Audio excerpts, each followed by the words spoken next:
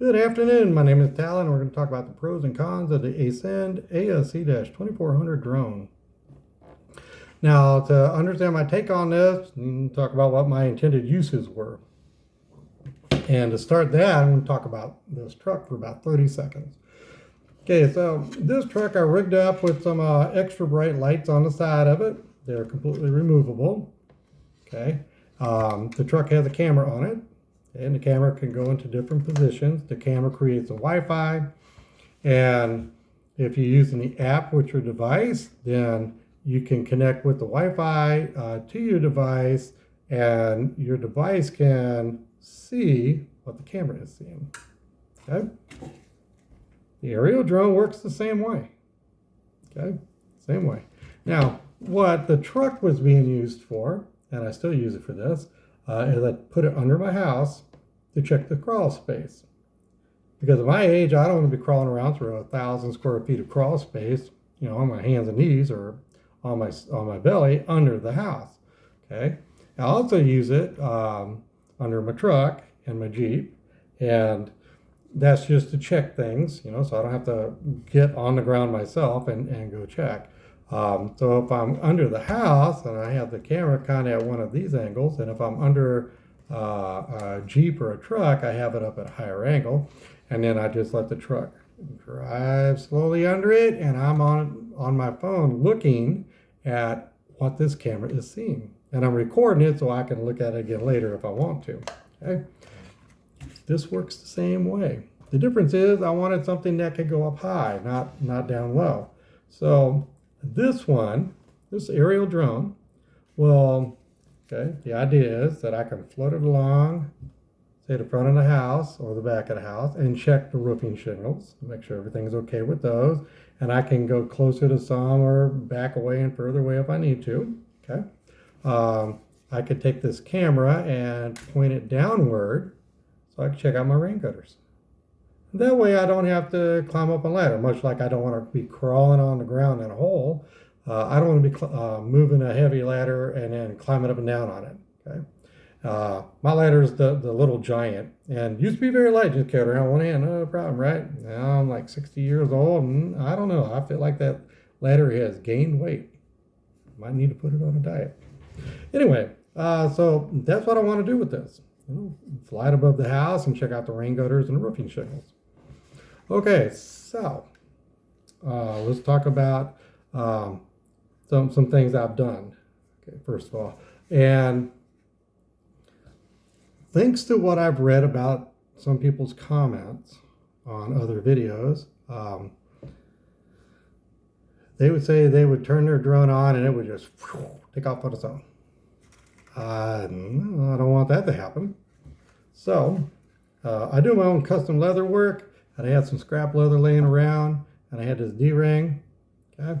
And so I made an attachment for the drone that can come on and off without changing the drone whatsoever. And that will let me put a hook on there. Got some paracord on it. This one's only 30 feet long. If I want to go much further, then I've got this on a spool for 400 feet, and I rigged it up so I could actually reel it in like a big fishing reel. Okay. This works because these 3 screws, and I'm taking this one off. Okay. These 3 screws were made to mount the drone into the packing material so it doesn't shift around in the box. Awesome idea. I really like that. So when I took those screws off, I realized, hey, I could do something with that. And then I was kicking around the idea of making something like this, and how am I going to attach it? And then I thought, well, I can just punch the holes after I know where to put them. So I did the measurements, and I made this to where when this goes to take off, if everything's working right, this will take off and give me perfectly straight up and down, and the cord that I have hooked here with the hook will be perfectly vertical, nice and straight up and down. Okay, so I tried this out in the garage. Yeah, I know they say don't do it indoors. Okay, so I might get broke. Well, I did it in the garage because I have a separate workroom in the garage with basically the big woodworking tools and the big tables and stuff. And I mounted an anchor point onto a table, hooked the hook up to here, had a 4-foot leash, so I couldn't go any further than 4 feet, had it mounted up in the middle of the table. And then reading all the instructions with it, take off. So it takes off, but it doesn't go straight up.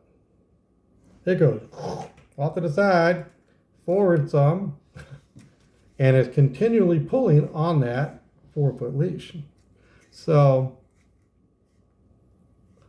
obviously something needs to get recalibrated. Well, in the book that comes with this, okay, it says it's calibrated in factory. It also gives instructions on how to recalibrate all of it. Okay, so I made myself a cheat sheet right there. So I wouldn't have to be looking through page after page after page while I'm trying to recalibrate and holding the controller and all that. And so I got it recalibrated. So now it goes up 3 feet off the table. And it's just set still. Now, I was only going up 3 feet because I got 4-foot leash. And if it wanted to go up more, then it would straighten out that cord. Okay, so we're good to go, no problem.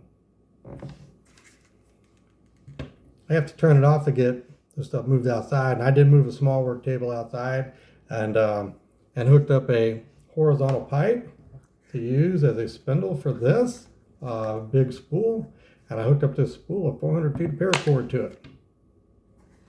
I wasn't planning on going 400 feet, but you know, just want to have my length just in case.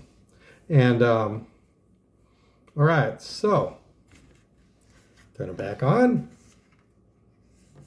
Do my synchronization stuff with the controller and off again.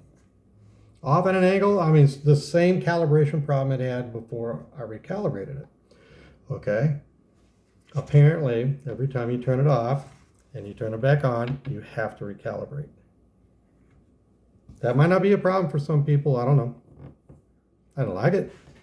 But not necessarily a deal breaker. I mean, if I know to expect it, okay, then right when I go to turn it on, I just have it anchored on the thing and then, you know, did a calibration controls, right, which are basically like these, and recalibrate. Good to go. I don't like that though, but that's just the way it is. That's some pros and cons, you know. Once I calibrate it, it's flying fine. It's flying fine. Okay. Let's talk about the phone holder. This is a good idea. It is.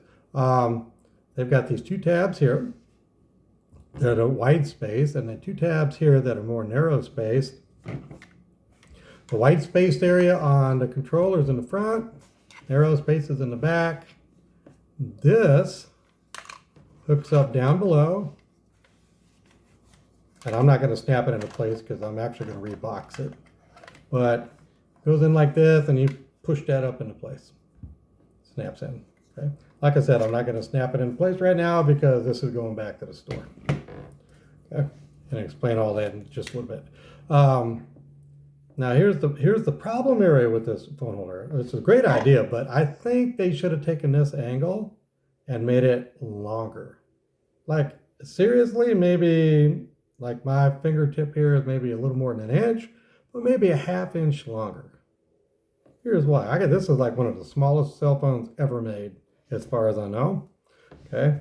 When I look at this up on my small trim square, we're talking 2½ inch wide. That's with this protective gel case. Now, taking this protective gel case off saves me about 1/4 inch, but it does not actually let it hold on to here any better, and I'm not going to take the case off right now. But if I take this and I put it on, okay, so that's all in there as tight as it's going to go. Okay, notice how this actually, it says slipping off on its own too. It doesn't go up very far. And same thing with the back. So if you start moving around with it some, it pretty much falls off and you can end up damaging your phone. This is a really good idea. I really like the way they thought on this. But I think this should have gone longer and this should have gone longer. That way, no matter how far out it needs to go, it's going to be able to cover the edges of the phones and it's not going to want to come off. Kind of like this one. This is a much bigger phone. And on this one, this actually comes out a little past the edge. And this is with a kind of a thick case on it also. And then instead of just a spring, you got a clamping screw that you can tighten. And then if I turn this upside down, it's not going anywhere, right? So they could have done something like that. And hopefully, you know, if they make some revisions, they'll do that, hopefully. Okay. That's the phone holder part. Talking about the app. Okay. The app and the Wi-Fi signal. Okay. The remote control truck and the flying drone. You only need the app and the Wi-Fi from these if you're going to use the camera for pictures or videos. Otherwise, you don't need it. Okay. For what I wanted to do with it, I needed it. Okay. So the app, on page 10 in the book, they have these two barcodes. Okay. I'm using an Android product, so I'm going to use the one on the bottom. It says it's going to go to ASC 2000 series Google.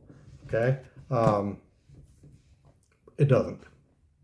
It goes to something called WeWork, which is like travel accommodations, hotel reservations, things like that. It's not a pop-up. You know, some of those apps, you know, they have a pop-up advertisement. It's not. This is the app. It's WeWork and it's travel accommodations.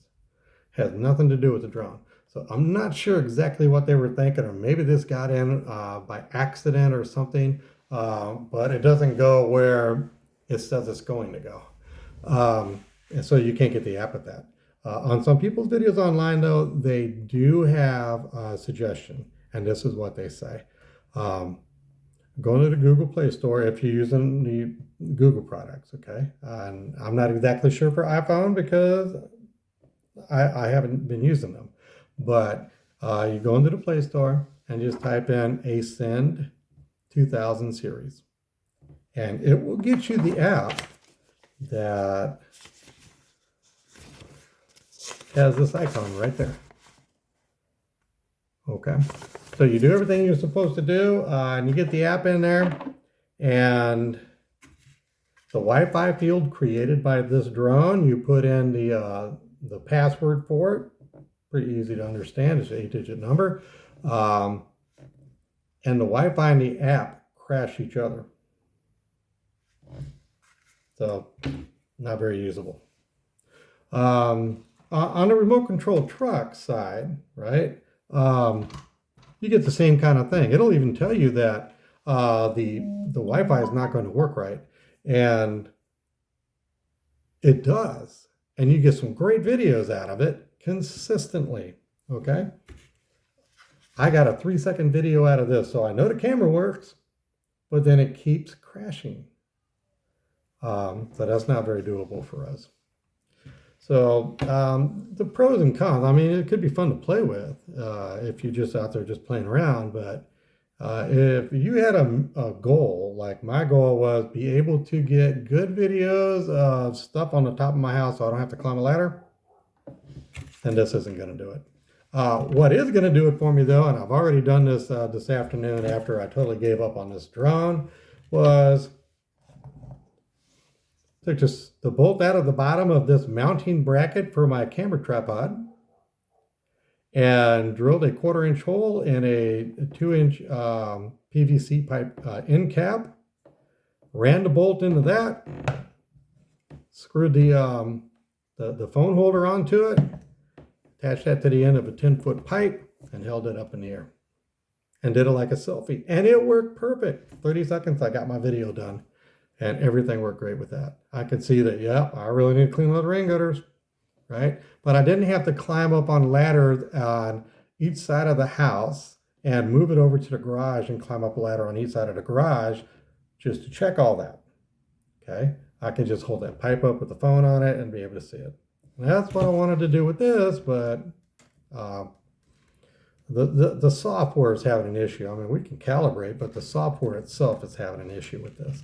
So that's going back to the store tomorrow afternoon. There was a lot of good ideas with it. I just think they didn't implement them very well. I do say thank you to all the people that put comments on other people's videos, because I read those things. And that's why I had the idea to make this attachment right there, so that it didn't just fly away on me the first time I went to go use it. So I do appreciate that. I appreciate constructive criticism if you want to leave some. And my name is Talon. I hope this video helped somebody, and have a great day. Goodbye.